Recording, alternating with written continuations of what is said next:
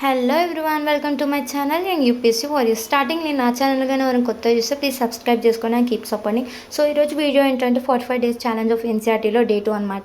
So అలా morning లేచేసి కొంచెం దేవుడికి ప్రేయర్ చేసేసుకొని వాటర్ తాగేసి ఈరోజు ఏంటో అని ప్లాన్ ఒక పేపర్లో రాసేసుకొని అలా స్టార్ట్ చేసేసాను అనమాట.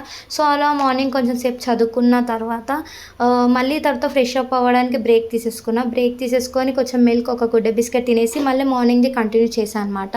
సో ఈరోజు అయితే నేను ఏం చేస్తున్నాను అంటే ఆల్రెడీ నేను పాలిటిక్స్ ఆఫ్ క్లాస్ 6లో యూనిట్ 1 కంప్లీట్ చేసేస్తాను. మనకు పాలిటిక్స్లో టోటల్ 4 యూనిట్స్ ఉందన్నమాట ఆఫ్ క్లాస్ 6లో పాలిటిక్స్.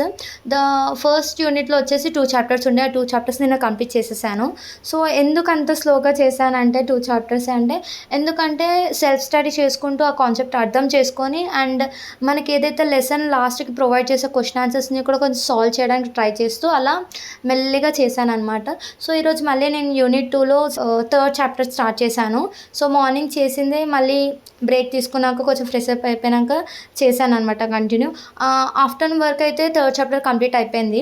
దాని తర్వాత ఆఫ్టర్నూన్ లంచ్ తర్వాత మళ్ళీ నా రూమ్లో వచ్చి కూర్చున్నాను అనమాట. మార్నింగ్ వచ్చేసి ఏంటంటే బ్రేక్ తీసుకున్న తర్వాత అలా బయట కూర్చొని చేశాను అనమాట. ఎందుకంటే ఇంట్లోనే కాకుండా కొంచెం బయట కూర్చుంటే రిలీఫ్గా గాలి కొంచెం రిఫ్రెష్ ఉంటుంది అనేసి బయట కూర్చున్నా. దాని తర్వాత ఆఫ్టర్ లంచ్ తర్వాత మళ్ళీ నా రూమ్లో వచ్చేసి మళ్ళీ నేను చదువుకున్నాను అనమాట.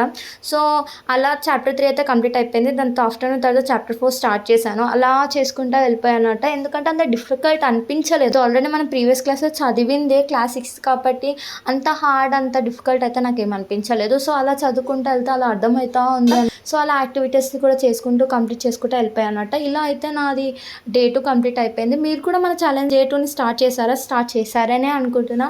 సో మీరు కూడా మీ డే 2 ఎలా జరిగిందో కామెంట్ బాక్స్లో కామెంట్ చేయండి. సో ఇలా అయితే నా డే 2 కంప్లీట్ అయిపోయింది అనమాట.